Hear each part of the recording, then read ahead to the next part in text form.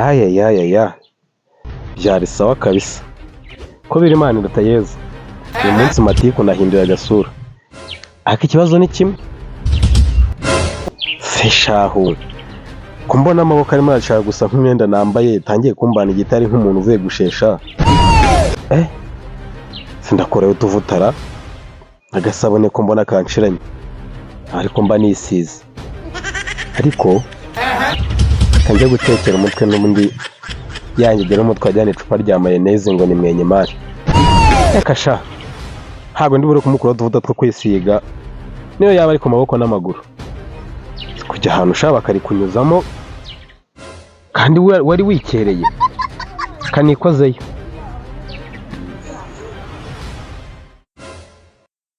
Kasongo yeye mumbali nanga mwenye mari sawa Matiku cyane hari bitu ariko ni wane cyane hari bimwe none se mwenye mari afitemo amavuta ya baby Joyce ase Matiku kuva yari none wisiga amavuta y'abantu gesabira kureba mani wigabanya umunwa ubwira ibyo mubagize asubire Matiku ubundi buri kugira amafaranga ako uyafite abasatsi wowe niba amavuta arimo nyikaragira amavuta ntuzungura ubuceri bwawe mani ni jaba yingiye ase Matiku reka mubwire reba ejo bundi waraje ushaka kunekera umutwe kuri mu kikopo none n'amavuta mani uragarutse urumva byava mwana rege mani baravuga ngo iminsi irasa ariko nihwana umunsi rege mani ushaka gusanga Matiku mbona imibare yawe igoranye mani oya ariko ahubwo se ubundi arya ageze ngo ku cyangaye mani cyabiri cyabiri cyo ase kuta nyavuze mu manyarwanda sinyavuze mu madolari nabyo mubwire gute oya ibyo ariko nta n'ikintu niyo cyari cyabiri sigira ngo utuntu twa tugize amavuta ashobora kuba ari meza arimo igikakarubamba se sigaho amavuta ararenze sigaho aya arimo ni farashi ayo ngayo se ayisigwa n'abazungu maze bazungu na nyokosha izi ni inzara z'abazungu ego Matiku utangiye no kuyisiga utaranayagura se Matiku waza ureka kukubagara wowe kadaki cy'ingenzi si uko mwishyura se Matiku njyewe ndebye n'uwo munwa wawe njyewe mba mbona nta n'amafaranga ufite buri gihe uraza ungora ubundi nk'aho habari kamufa kifenke isite dawa njyewe Matiku njyewe ibi bintu njyewe ntabwo mbyumva neza twara amavuta yawe niyo ntabwo yagura Matiku zibasha ubundi se ko nashaka kwisiga none nkaba nisize iki naho ngo ubu nanyagura iyi ase Matiku agakino uba uri gukina urakazi yakine n'igikeri sha cyangwa kine naho ngwangiraho Matiku njyewe twumvikane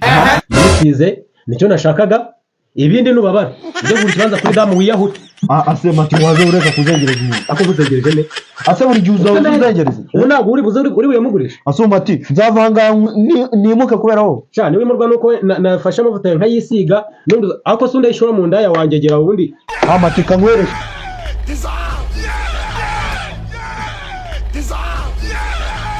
yo burazinga arancitse disi ni hahandi n'ubundi sha kandi ntabwo azi ko sha iwacu ari mu Gisaka reka nze nyinge ndaje nkwereke urebe ngo nkure ngo ndakuramo umuntu ingota kansi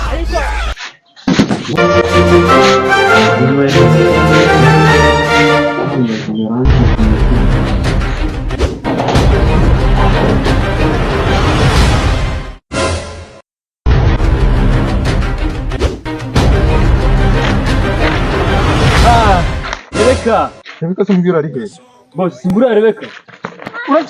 urapfuye do ninzoka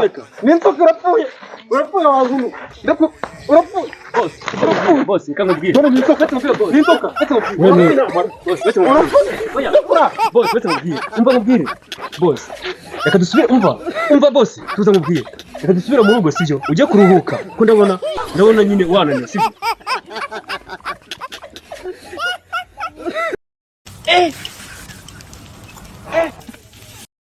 Kasongo yeye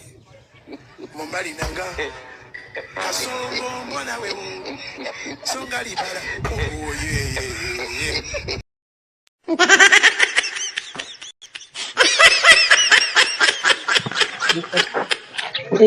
umeze mute basore bati reka ntabwo tumeze ko mbona mufashe inkweto mu ntoki reka ntabwo twasaze Mariana rero buriya reka mubwire mwasorishijwe n'iki uyu boss uri kubona reka tugere yara hirya duhe na Rebeka amubonemo inzoka ubwo njye nari kumbona n'ipusi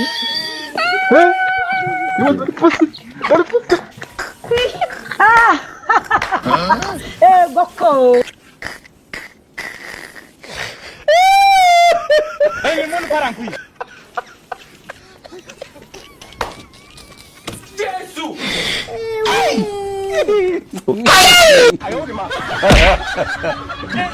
You good?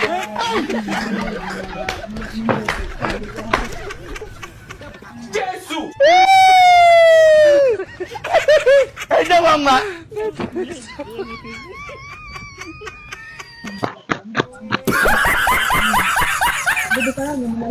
Erega utatwaye ari amavuta ntabwo byava mu mana.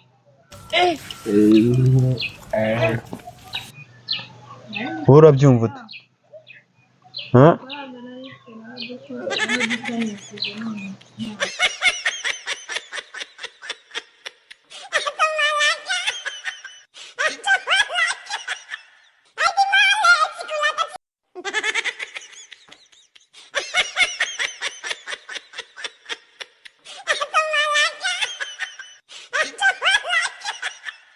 ye mu bigaragara wa muvuzi narangerebeka nakoze akazi pe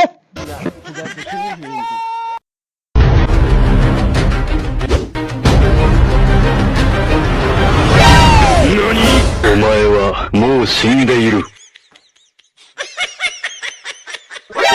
Nani? Omae wa mou shindeiru. Uzapfa arazisha nta muntu ugerageza kutwiba uzabaze hose byose kandi we bigenze bite nubwo ndubwo nakweretse hari icyo utabonye yewe ntabwo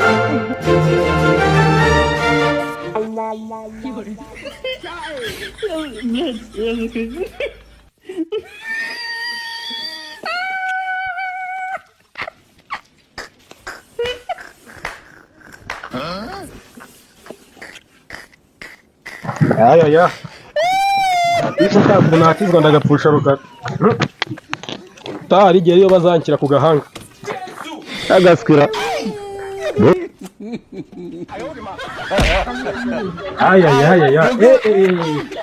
yegera ko zibasiye umuntu kuno ni kose byabogeza iya rugema ndongozi aho re cyako mbona ajya ngo umunsi satani niwe wanjyekeye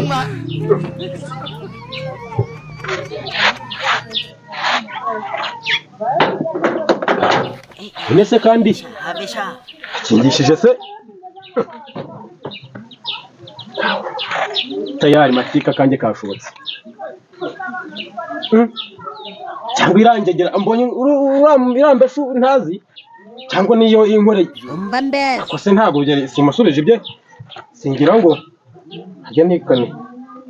cyore ambo tayari ubu mu bigaragara matiko nsubiye ku muhanda imitwa yanjye irapfuye ariko wateka iminono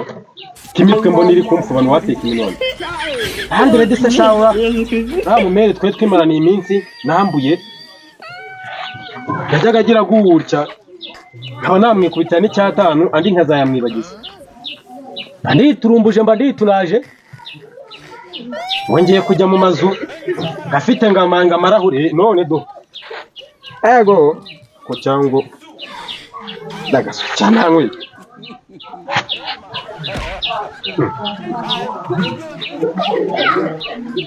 amari ibintu ni seri yenda gatoragura amashashi batikute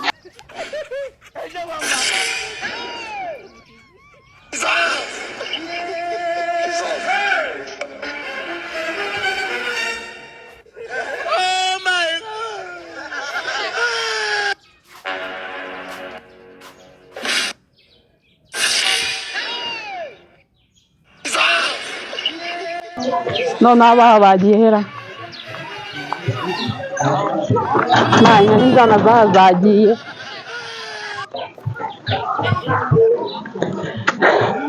ndabona naho hakinze pe aha matiko ndamubonye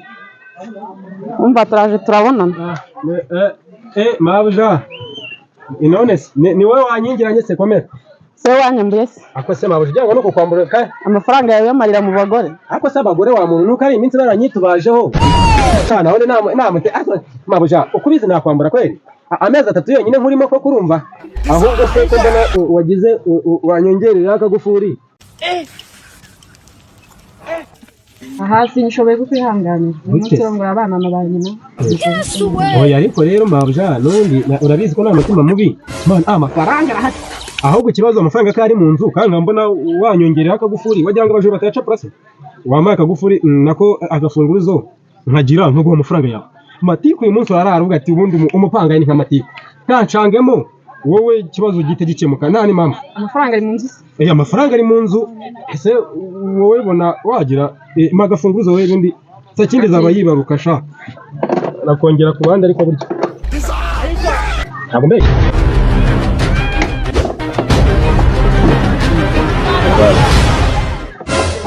Ese mabuja uri ko kitayimya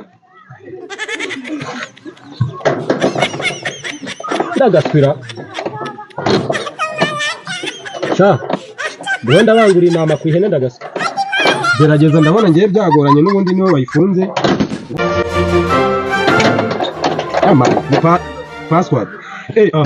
ande oya bakabitse ntabwo kujya gusura hano bigiye gukemuka byarangiye ya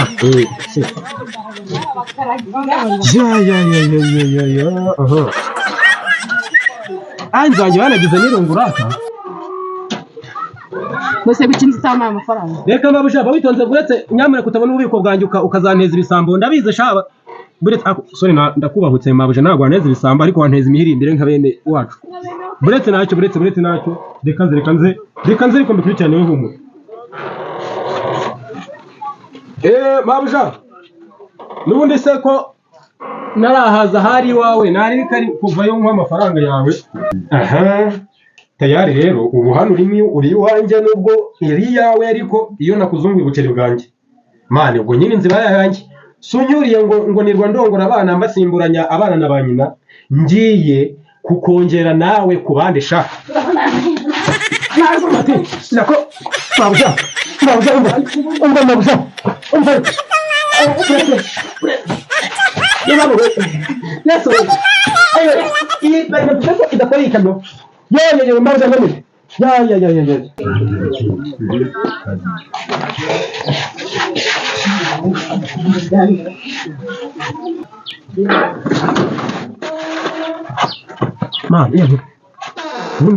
undi nkamwe